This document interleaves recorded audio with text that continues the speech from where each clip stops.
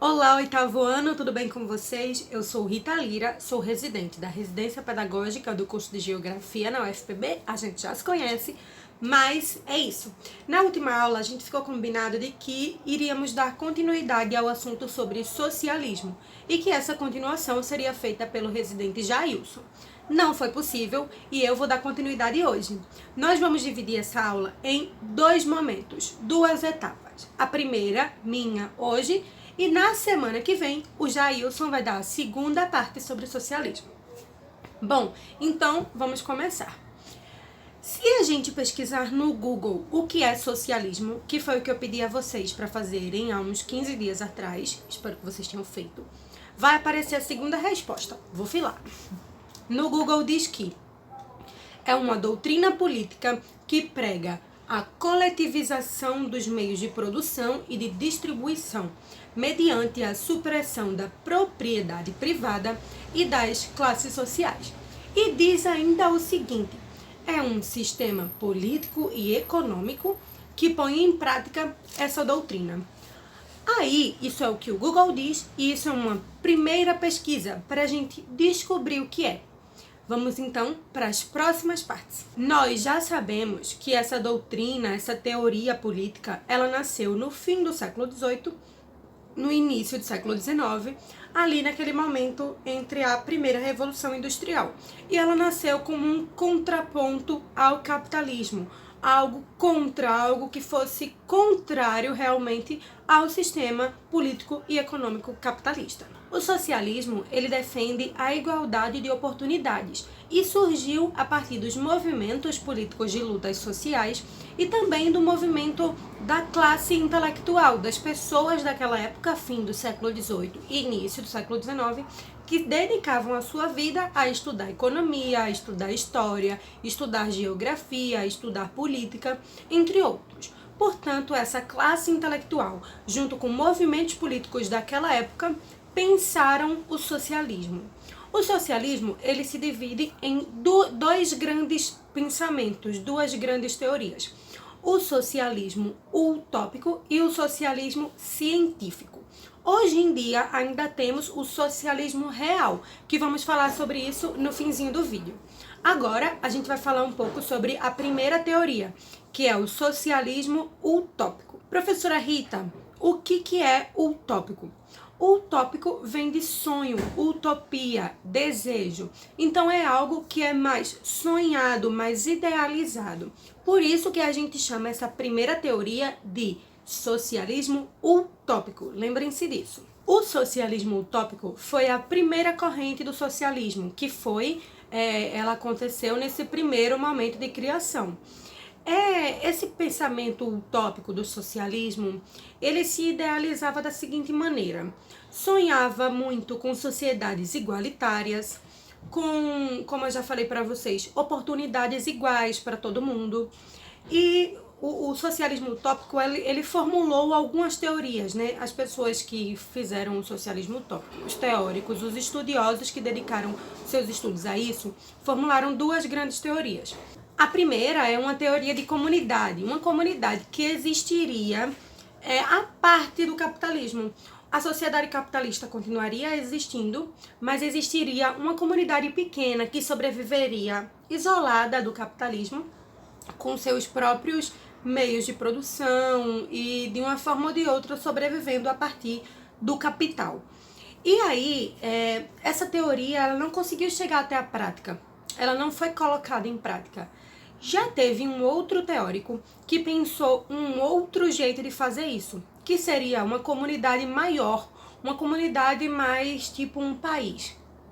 Que esse país, esse tipo de comunidade, teriam seus próprios meios de produção, sua própria indústria, sua própria moeda, não precisaria contar com o capital do capitalismo, do sistema econômico capitalista, e todo o dinheiro, toda a moeda que circulasse dentro dessa comunidade seria voltada exclusivamente para ela.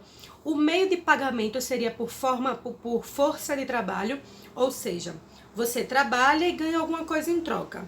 Essa coisa em troca que você recebe vai valorizar você e as outras pessoas que vivem nesta comunidade. Essa teoria, ela chegou a ir à prática. Algumas comunidades maiores, fechadas e com todas essas características existiram, mas elas não deram continuidade. Isso é um processo histórico, porque é muito difícil você dar continuidade a um sistema político e econômico enquanto um outro sistema político e econômico, no caso o capitalismo, sobrevive ao seu redor de maneira maior. Bom, esse é o socialismo utópico, porque vem de sonho, de idealização, imaginava igualdade, amor, paz, fraternidade, que não foi muito possível na época.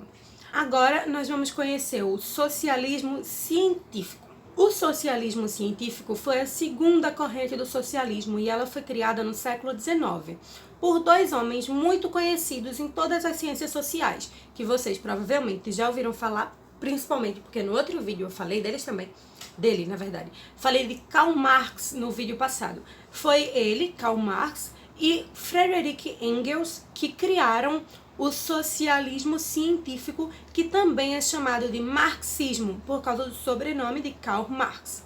O socialismo científico, ele não se dedicou, como o socialismo utópico, aos sonhos, às idealizações. Se preocupou com teoria e prática. Se preocupou muito em fazer críticas, em fazer análises à história do capitalismo, a maneira como o capitalismo funcionava, para que, estudando o capitalismo, encontrasse meios, ferramentas de destruí-lo. Esses idealizadores imaginaram que não teria como acabar com o capitalismo sem luta. E essa luta é chamada de luta de classes, uma revolução proletária.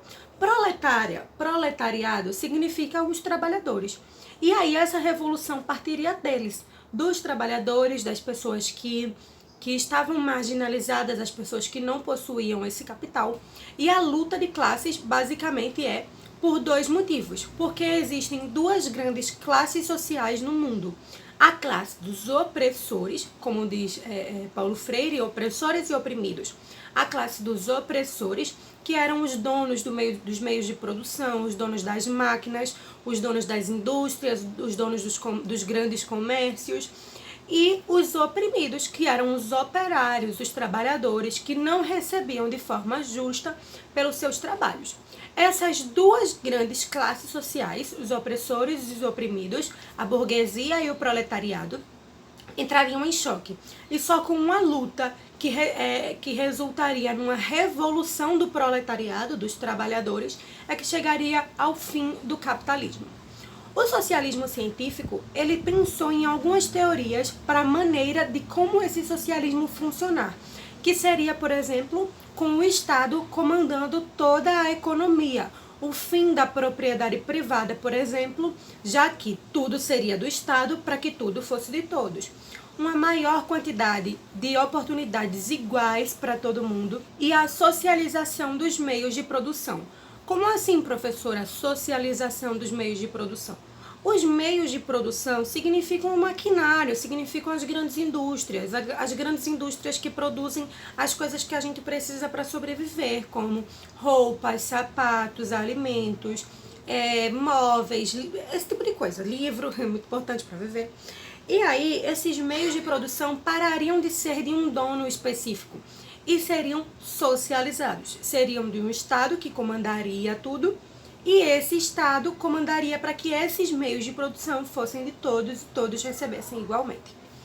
Ainda devemos pensar um pouco sobre o que é o socialismo real, que foi o que eu falei no começo do vídeo, que a gente ia falar no final. Então a gente tá no final do vídeo. O socialismo real é a maneira como algumas sociedades, alguns países, hoje em dia conseguem colocar em prática o socialismo. Mesmo sendo todos os países socialistas do mundo atual hoje têm muita influência do capital financeiro capitalista. Mas ainda assim são sociedades socialistas, como por exemplo a China, a Coreia do Norte, o Vietnã e Cuba. Então, esse foi o vídeo de hoje. Eu espero que vocês tenham gostado. Que pesquisem mais coisas no Google, feito eu sempre recomendo, porque é muito bom, a gente sempre só aprende. Espero que vocês assistam o próximo vídeo também, respondam as atividades. Deixem um comentário aqui embaixo no YouTube para eu saber se vocês estão assistindo mesmo. Eu queria muito estar em sala de aula com vocês, mas antes disso a gente precisa de vacina no braço. Bom, até o próximo vídeo. Tchau!